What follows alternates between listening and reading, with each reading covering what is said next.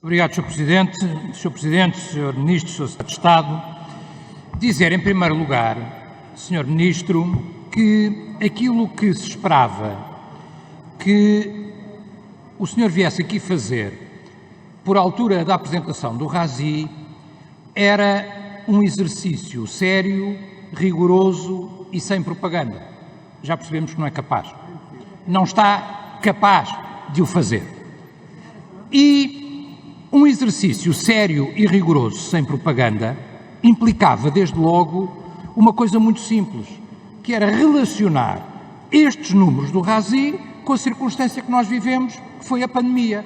Isso é que era sério, em vez de um puro exercício de propaganda. Porque, de facto, se nós olharmos para este número, diminuem o quê?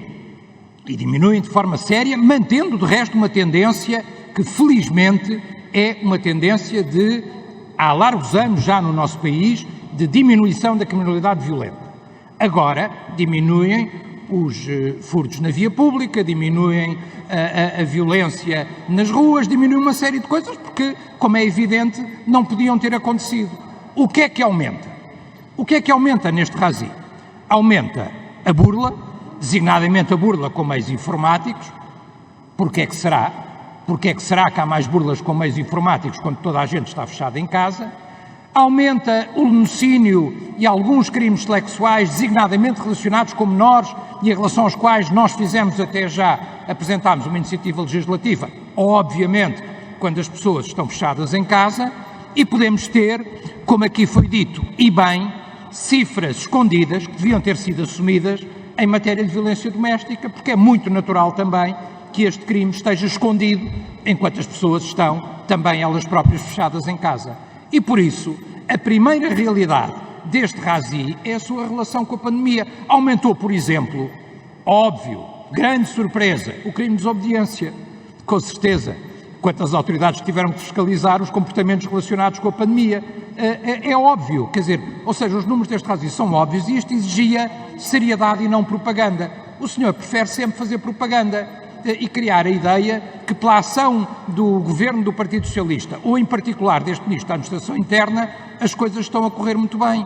É uma leitura, diria eu, para lá de Bagdá. Para lá de Bagdá. E não digo para lá de Bagdá por acaso, é porque era em Bagdá que havia o célebre Ministro da Propaganda que viam-se tanques a passar atrás e ele achava que a guerra estava a ser ganha.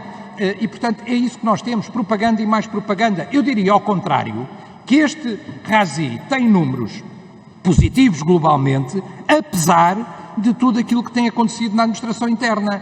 Ou seja, apesar da forma errada e tardia com que se reagiu ao caso do cidadão ucraniano, apesar do caso das golas inflamáveis, apesar dos erros e dos disparates relacionados com o Zemar e com o Admira, apesar de se negar o problema dos desembarques de imigração ilegal no Algarve, apesar de não se ter feito nada para controlar os festejos do futebol, apesar de ter repetido o erro pouco tempo depois na cidade do Porto com a Champions, apesar de tudo isto, os números globais são positivos. E apesar também da falta de investimento, como também já aqui foi referido, porque de facto nós temos número de investimento que em alguns casos ronda os 45%.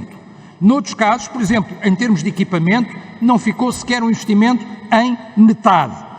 Em impostos da GNR, por exemplo, estavam orçados 160 milhões, foram executados 4 milhões. Taxas de execução... para terminar. Estou mesmo a terminar, Sr. Presidente. Taxas de execução baixíssimas, ausência de subsídio de risco, ausência de apoio real. Essa é a realidade num governo que está, deste ponto de vista e num ministro em particular, cada vez mais desautorizado, cada vez com a sua credibilidade mais afetada. Muito obrigado, Sr. Presidente.